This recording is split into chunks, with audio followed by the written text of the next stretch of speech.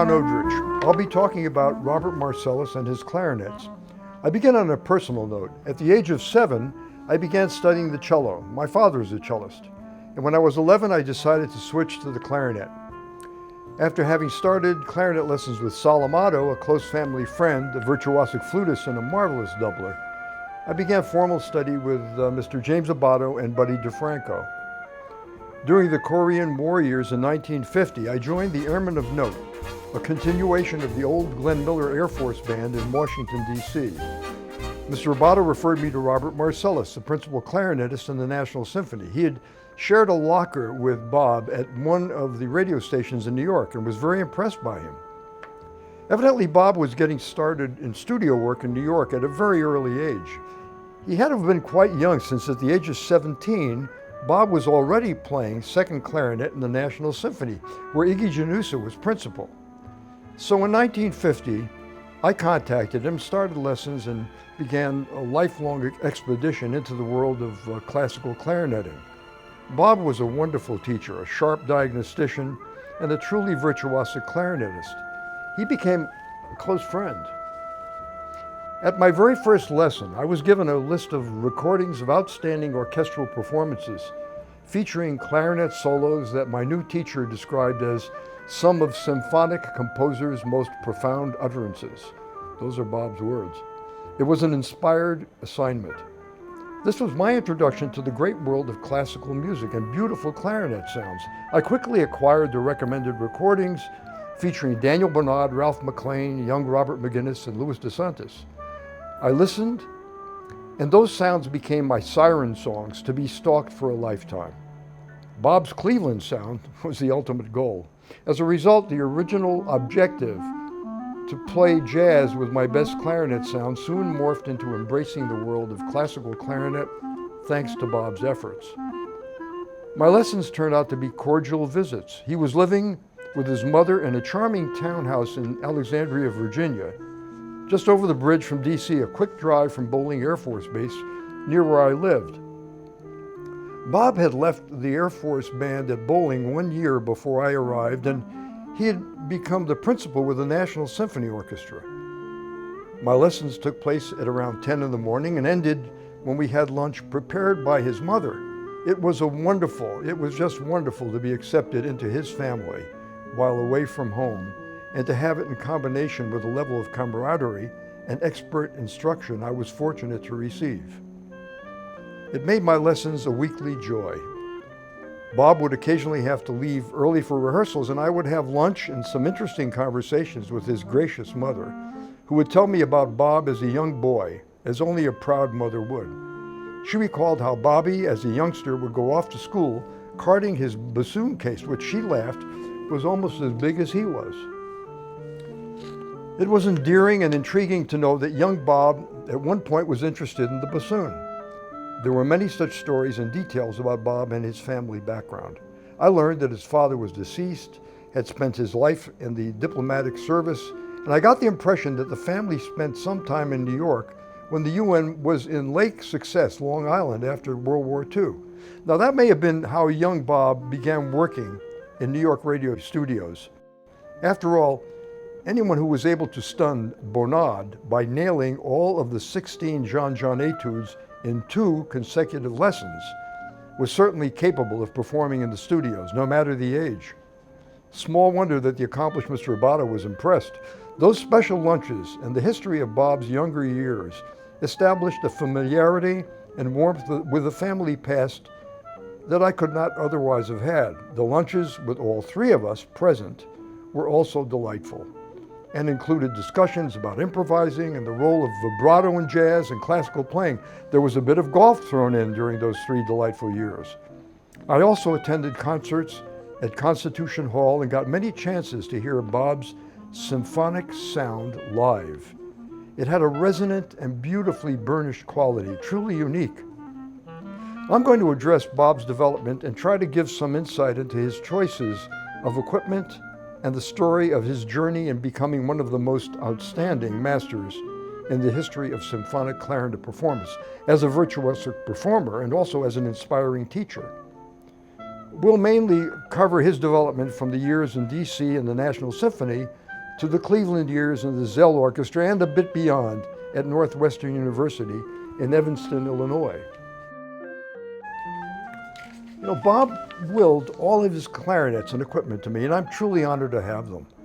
Here we have some of the equipment that Bob used during his 20 years as principal clarinetist in the Cleveland Symphony Orchestra. This group includes Moray reeds, a Casper mouthpiece, a Bonad ligature, and some Van Doren reeds, which I used to fix and sent to Bob later in life after he lost his sight. Moray reeds were no longer available, but Bob continued to teach and conduct his yearly master classes at Northwestern in Evanston.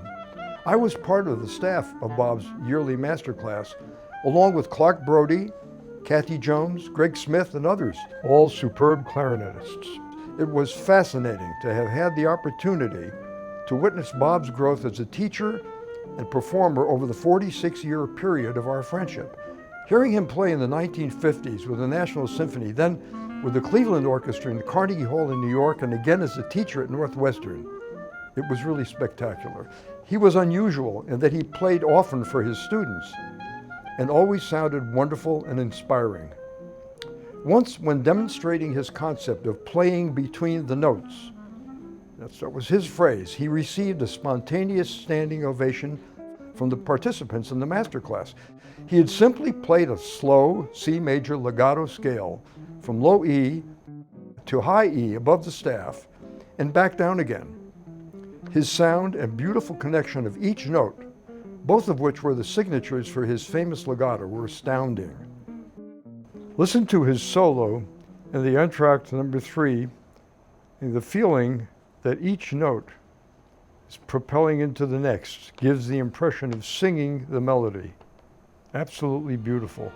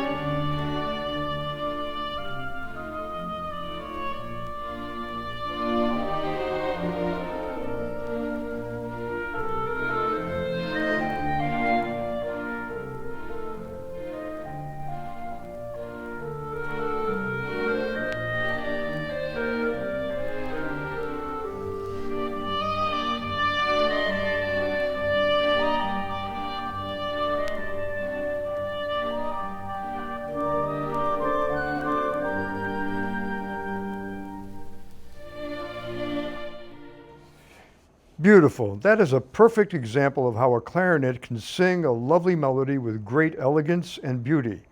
These days, darkness in the clarinet sound is much sought after. Bob incorporated that quality and included a singing resonance that established a new level for a beautiful, beautiful symphonic sound. Clarinetists who have heard this sound in person will testify to how unforgettable it is. It is truly a siren song. The background to the changes in equipment he made in transition from DC to Cleveland is interesting. What we see are the various mouthpieces Bob used in the professional years of his playing. The Melior mouthpieces were Daniel Bonad's design and were to be used with Melior or the old Bonad reeds. All us Bonad students had to play that equipment. Many of us Many of us preferred otherwise, but made sure we showed up for our lessons with the correct Bonnard setup. I had 10 of those mouthpieces at one point, but I could never get one to work for me. I had tried Bob's while I was studying with him from 50 to 53. It was great. According to Bob, he had 1 in 100. I tried a lot of them and finally realized it was more like 1 in 1,000, if that. After he won the audition for the Zell Cleveland Symphony Orchestra, he changed his mouthpiece. The change in mouthpiece, however, came about by accident, and literally by accident. It happened in D.C. before the move to Cleveland. The summer before Bob left D.C. for Cleveland, he was offered a good-paying job in the pit of a Broadway show on tour in one of the theaters in Washington. The chair called for an excellent clarinetist, which made Bob the perfect choice. The part, however, also required some alto sax playing. I was charged with finding an instrument for him. I contacted my father, who was a studio musician in New York, and he brought down a Selmer cigar cutter, model alto, a mouthpiece, and reeds. We spent one Saturday afternoon introducing Bob to the saxophone. Despite his strong dislike of saxophones, he was a very fast study and quickly sounded just fine. Doubling in the pit for a Broadway show often calls for split-second changes from sax to clarinet. And in one of those moments, his clarinet fell to the floor. The Melior mouthpiece was shattered. It was a terrible, terrible moment. Bob was always clear about the fact that his Melior mouthpiece was uniquely exceptional. The setup he had auditioned for Zell no longer existed, and Bob understandably was quite upset. Anthony Gigliotti, the principal clarinetist in the Philadelphia Orchestra, heard of the problem and gave Bob one of his best Casper mouthpieces. Now, only a clarinetist can appreciate the degree of kindness and camaraderie expressed in the generosity of such a gift. By the time he left D.C., Bob had already converted to the new setup and began moving in the very successful direction that would result in producing his famous symphonic clarinet sound. The new equipment helped his ability to develop a distinctly personal pear-shaped tone, adding a resonance and a way of playing between the notes, as he described the technique of his legato. All of this was new and something quite different from his playing in the National Symphony years, which was beautiful, but different. Now, the Mozart A clarinet. Here we see the Buffet A clarinet and Casper mouthpiece, with which he recorded his quintessential performance of the Mozart Clarinet Concerto with the Zell Cleveland Orchestra. I'm reminded of the first time I heard it played. It was around 1957, a few years after I had left the Air Force, and Bob had been in Cleveland about 4 years. I had relocated to New York, and at Bob's recommendation was studying with his teacher, Daniel Bonnard. Now, while I was driving home late one night from playing a club date in New Jersey, the radio announcer on WQXR introduced a new recording by Zell and the Cleveland Orchestra, featuring Mr. Robert Marcellus, playing the Mozart Clarinet Concerto. After the long introduction, I heard Bob's entrance with a beautifully shaped new clarinet sound.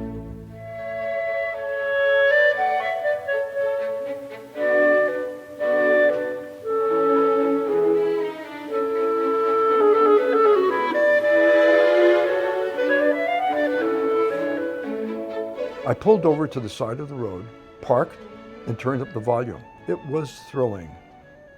I was soon lost on the beauty of his playing well into the first movement when suddenly I was surprised by the flashing red lights of a police car as it pulled up alongside me.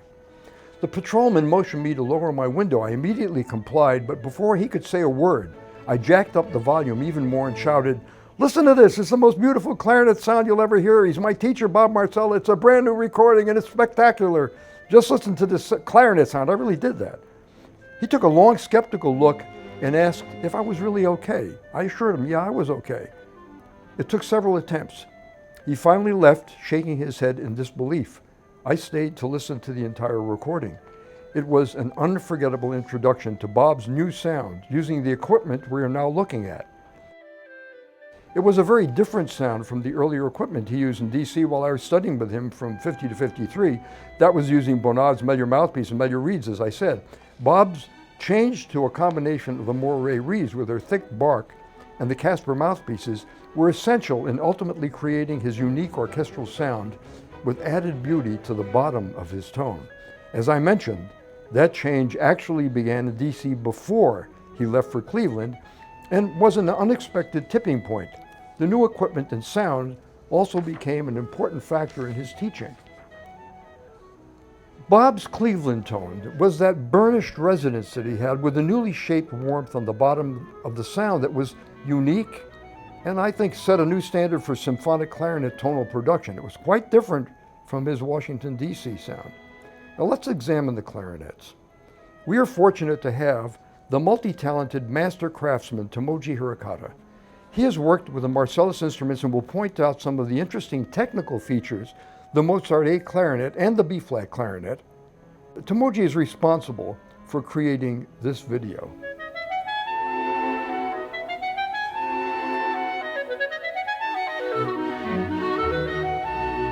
Hello, I am Tomoji Hirakata and I work at the Yamaha Artist Services in New York City.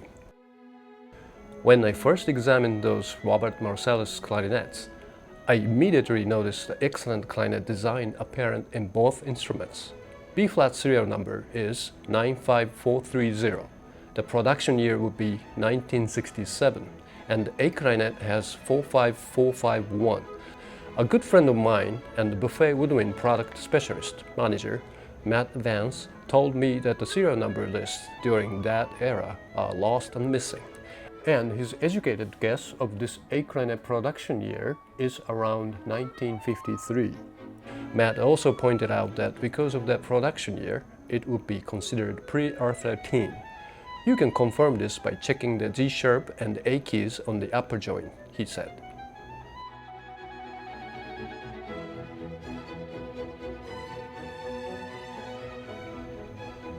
Pre-R13 meaning this clarinet does not have polycylindrical bore.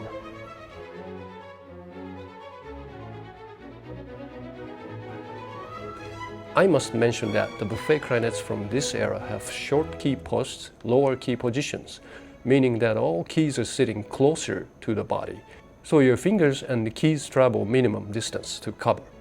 I've heard from a few artists that you can play better legato with this keyboard design. Needle springs are much harder and stiffer, but with the very short spring cradle, you will not feel the heavy key action. Flat springs are also stronger, but very thin. Overall, it's a remarkable clarinet design and both are beautifully manufactured instruments. Not to mention the fantastic customization I have found on Mr. Marcellus' A clarinet, which were most definitely done by Hans Menick, the world-renowned woodwind master craftsman and repairer. You will feel every key tone hole under your fingers so positively. Sliver keys are small and perfectly positioned so that you are less likely to accidentally hit them. Key action is fast each way with well-balanced spring tension, not too strong, not too weak. It's a minimalist clarinet. Special thanks to Dr. Ron for keeping them in very good condition. Both clarinets are still playing remarkably well. I have heard several surprising feedbacks from top artists. Hats off to master technician, Mr. Menick. I would like to share a few other unique discoveries I made on the A clarinet. The register tube measured 12.81 mm. That's much shorter than the regular R13 with a smaller bore on top and bottom.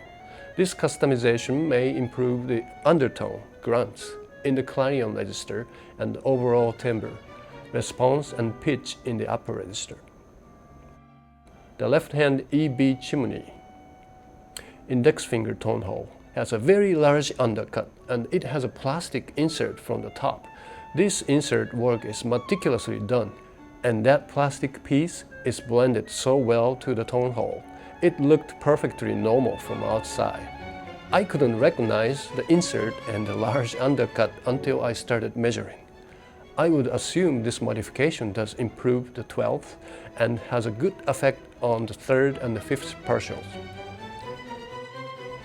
The DA tone hole has slanted undercutting.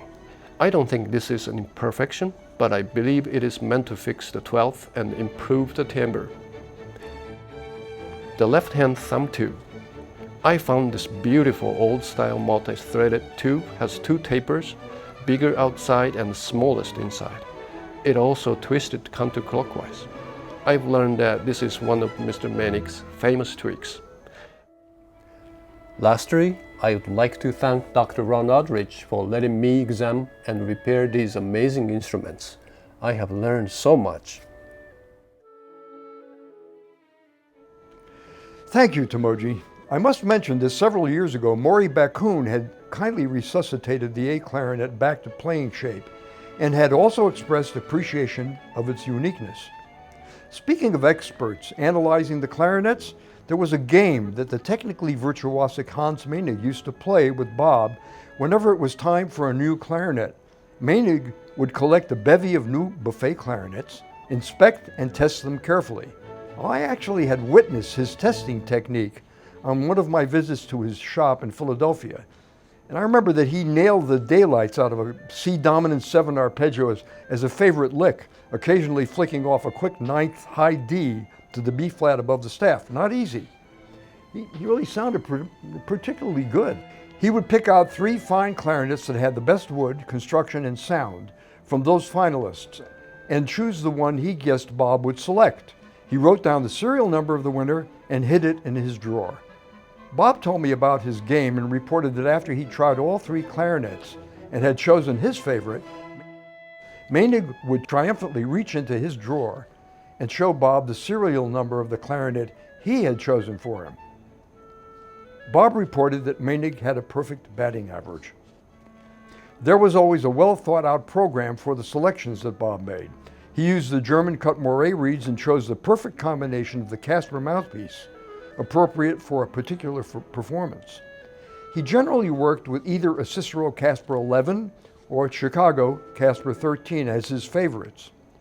Using this setup, he created a unique center in his sound that was both resonant and beautiful. The extraordinary experience I have in playing these instruments now is knowing that those beautiful sounds made by the original owner were produced on this very equipment.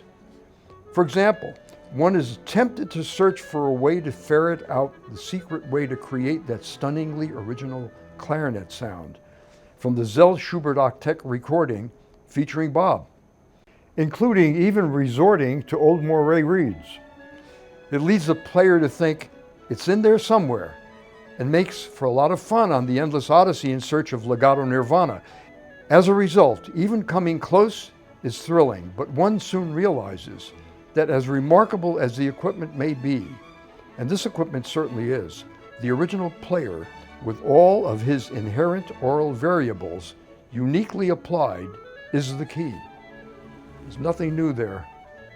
As time went on, medical and related dental problems began to be an issue. As a type 1 diabetic, in addition to diabetic retinopathy, Bob was prone to periodontal problems, which ultimately, sadly, meant an upper full denture was necessary. There were adjustments that had to be made, but he always kept his original equipment as home base and continued to successfully perform at the level we associate with his legendary recordings and performances.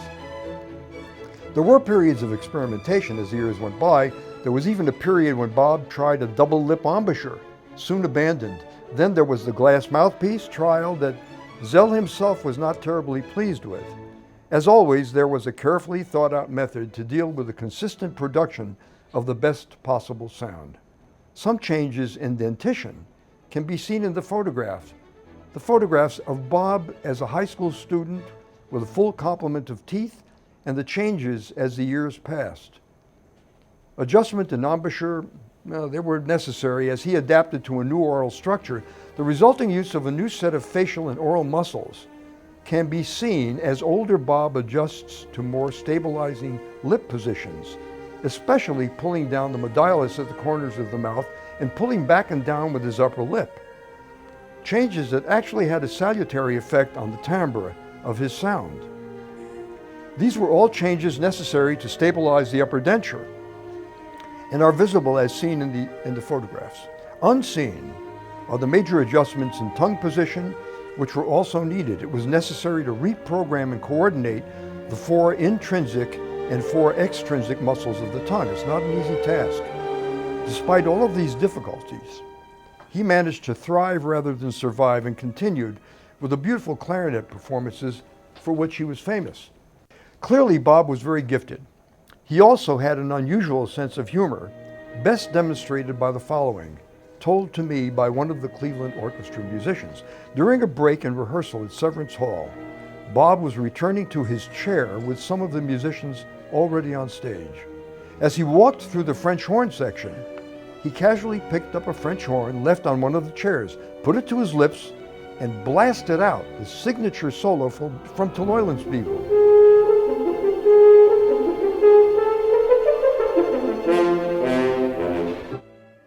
He then carefully replaced the horn, and with great aplomb and a straight face, casually continued on his way to his chair, to the amused amazement of his colleagues.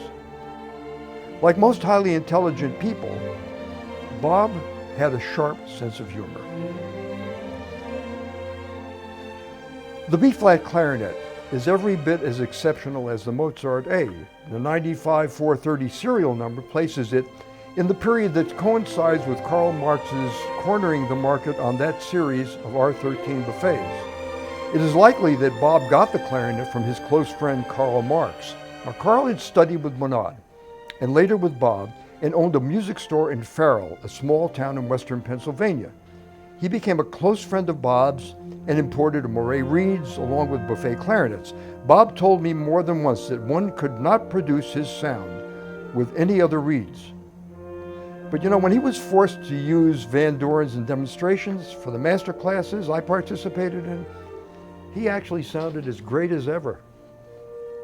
The clarinet itself has a unique quality that invites a lovely connection of notes that somehow facilitates the legato. I had it undiscovered for several years after Marion, Bob's wife, sent me the entire group of all of Bob's equipment. When I finally opened the case, I was delighted to find this instrument in fine playing condition.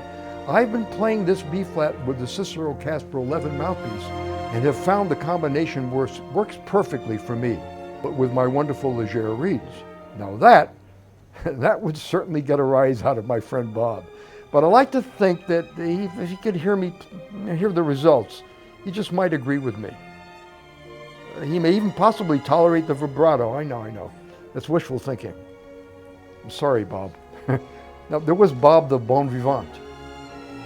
Bob enjoyed drinking and smoking his favorite Cuban cigars, the secret source for which he shared with me. This rare photograph was sent to me by Denny Nygren, one of Bob's students and a fine clarinetist. Here is young Bob while on tour in Europe with the Cleveland Orchestra. Note the stein of beer in his right hand and the cigar in his left hand.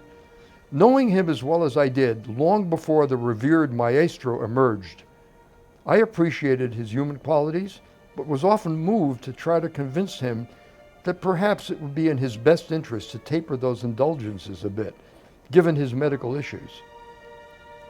It became one source of conflict between us. The other source was so silly I'll keep it to myself. The concern I had and felt was based on our close friendship and how well I knew him for so long. It did not diminish the respect and camaraderie we shared. In conclusion, I must agree with something that was pointed out by Bill Hudgens, the great principal clarinetist of the Boston Symphony Orchestra. In a recent interview with friend Ed Jaffe on Ed's website, Bill noted that we all revel in the lineage of clarinet masters from Hyacinthe Clauzet to Cyril Rose, to Henri Lefebvre, to Daniel Bonad. They represent a long chain of extraordinary talents who have created a legendary fount of information that is an invaluable basis for all clarinetists. We can now add the legacy of Robert Marcellus to that list. It is a privilege to have been associated with Bob and his teacher, Mr. Daniel Bonad, and to be able to share this heritage with my fellow clarinetists.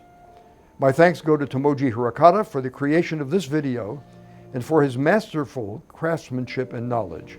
A special thanks to my dear friend Ed Jaffe for urging me on for 3 years to, in quotes, Get this done already. So there you have it. Thanks, Ed. And thank you all for listening.